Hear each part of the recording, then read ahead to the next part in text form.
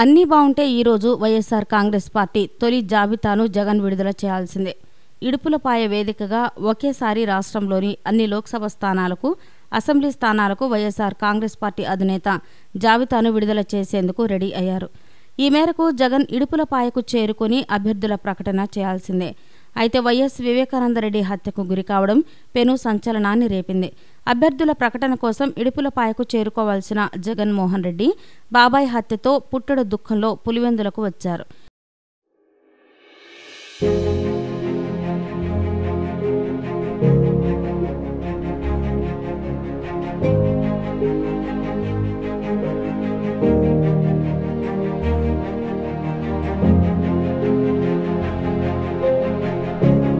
ఈరోజు వివేకానందరెడ్డి అంత్యక్రియలు జరగనున్నాయి.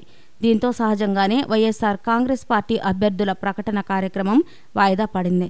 అభ్యర్థుల ప్రకటన కార్యక్రమం గురించి వైఎస్ఆర్ కాంగ్రెస్ పార్టీ స్పష్టత ఇచ్చింది. మొత్తం అభ్యర్థులను జగన్ రేపు ప్రకటించే అవకాశాలున్నాయి. అందుకు వేదిక కూడా మారింది. ఈ వీడియో కనుక మీకు నచ్చినట్లయితే లైక్ చేయండి, షేర్ చేయండి. ఇలాంటి లేటెస్ట్ వీడియోస్ కోసం మా ఛానల్ని సబ్స్క్రైబ్ చేసుకోండి.